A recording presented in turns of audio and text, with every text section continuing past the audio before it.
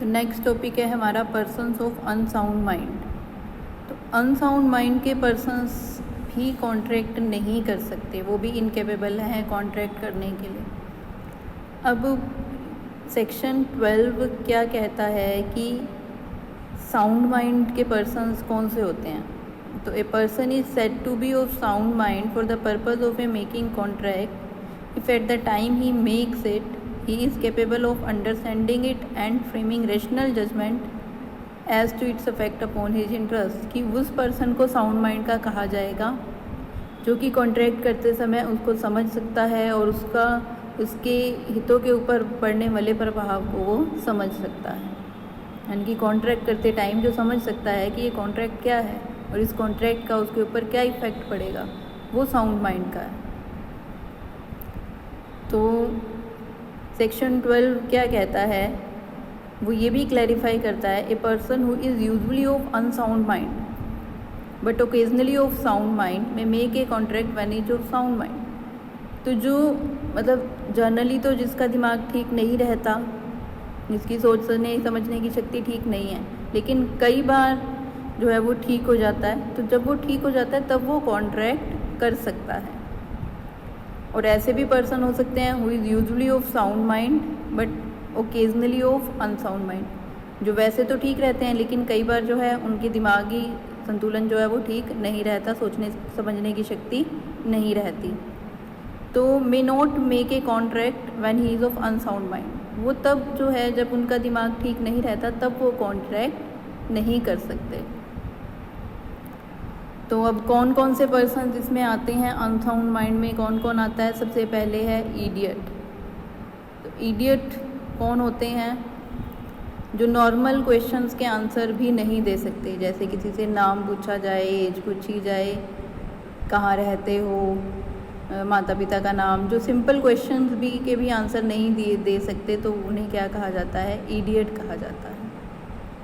ठीक है, तो ये पर्सन जो हैं ये भी इनकेपेबल हैं टू कॉन्ट्रैक्ट। लेकिन अगर इनको कोई लाइफ की नेसेसरीज़ प्रोवाइड कराई जाती हैं तो उसके लिए जो है इनकी प्रॉपर्टी को रिस्पॉन्सिबल माना जाएगा, इनको पर्सनली रिस्पॉन्सिबल नहीं ठहराया जा सकता।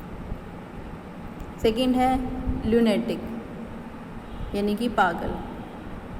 तो ल्यूनेटिक कौन होते हैं, जो जिनका कि दिमागी संतुलन ठीक नहीं होता, जिनके किसी दुर्घटना के कारण या बीमारी के कारण या कोई ऐसी सिचुएशन क्रिएट होती है कि वो अपना दिमागी संतुलन खो बैठते हैं, तो ये भी जो है कॉन्ट्रैक्ट नहीं कर सकते। तो इसमें इन पर्सन्स को भी कैटेगराइज किया जा सकता है, those who are normally all right but have periodic fits of lunacy, यानी कि जो वैसे तो ठीक रहते हैं लेकिन कभी कभी उनका दिमागी संतुलन ठीक नहीं रहता। तो ये लोग तब कॉन्ट्रैक्ट नहीं कर सकते जब इनका दिमागी संतुलन ठीक नहीं रहता, जब ये अनसाउंड माइंड के होते हैं। और दूसरे those who are normally insane but are sometimes of sane mind, जो नॉर्मली तो क्या रहते हैं, पागल ही रहते हैं, लेकिन किसी किसी टाइम उनका दिमाग ठीक काम करता है।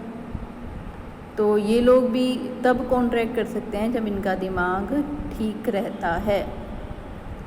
तो जो भी कॉन्ट्रैक्ट्स हैं जो उनको लाइफ की नेसेसरीज़, जो आप जीवन की आवश्यक वस्तुएं प्रोवाइड करने के लिए जो कॉन्ट्रैक्ट किए जाते हैं, या उनके डिपेंडेंट्स को प्रोवाइड करने के लिए जो कॉन्ट्रैक्ट किए जाते हैं, वो वैलिड कॉन्ट्रैक्ट होते हैं। और अगेन इनकी पर्सनल प्रॉपर्टी को ही लायबल ठहराया जा सकता है इसके लिए। उसके बाद ड्रंकर्ड और डिलेरियस पर्सन। अब ड्रंकर्ड कौन होता है, जो शराब पीते हैं, जो लोग कोई नशा करते हैं, तो वो शराब की हालत में तो उनको कुछ पता ही नहीं होता। अगर कोई कॉन्ट्रैक्ट उनके साथ किया जाता है तो वो भी क्या है, इनकेपेबल टू कॉन्ट्रैक्ट है, यानी कि वो कॉन्ट्रैक्ट भी वैलिड नहीं माना जाता। तो in case of Matthews versus Barter, the court held that a person denying an obligation under a contract on the plea that he was drunk or delirious while making the contract has to prove that his state of mind was not sound when he make the contract। अगर कोई person इस basis पर contract को ख़त्म करना चाहता है, अपनी ऑब्लिगेशन को ख़त्म करना चाहता है कि कॉन्ट्रैक्ट करते टाइम वो ड्रंकर्ड था या डिलेरियस था, बेसुध था, तो वो उसे प्रूव करना पड़ेगा कि उस टाइम वो ऐसी अवस्था में, ड्रिंकिंग की अवस्था में था। तो इस तरह से है ये कि ड्रंकर्ड और डिलेरियस पर्सन भी इनकेपेबल हैं कॉन्ट्रैक्ट के। तो सेक्शन 12 जो है इंडियन कॉन्ट्रैक्ट एक्ट का, वो ये कहता है कि जो अनसाउंड माइंड के पर्सन्स हैं वो कॉन्ट्रैक्ट नहीं कर सकते, ठीक है, वो इनकेपेबल हैं। तो अब कुछ और भी चीज़ दी हुई है, इनके साथ किया हुआ कॉन्ट्रैक्ट वॉइड होता है, लेकिन a contract can not be held void because of allegation that the person making the contract was of unsound mind. अब किसी ने कॉन्ट्रैक्ट कर लिया, ठीक है, और वो बाद में ये कह दे कि भाई इस जो पर्सन है इसका तो दिमाग ठीक नहीं था, अनसाउंड माइंड का था, इसलिए कॉन्ट्रैक्ट ख़त्म कर दिया जाए।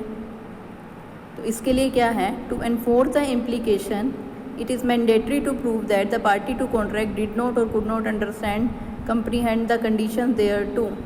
तो जो पर्सन ऐसा बेनिफिट चाहता है उसे प्रूव करना पड़ेगा कि कॉन्ट्रैक्ट करते टाइम वो उस कॉन्ट्रैक्ट की शर्तों को समझने के योग्य नहीं था, यानी कि वो अनसाउंड माइंड का था। तो अगर ऐसा प्रूव हो जाता है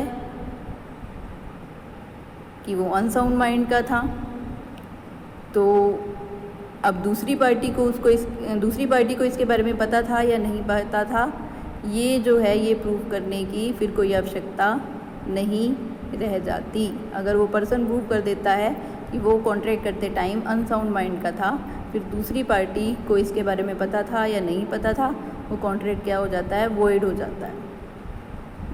तो इस तरह से ये टॉपिक था, ये आपने करना है। अगर किसी बच्चे को कोई प्रॉब्लम है तो वो पूछ लेगा।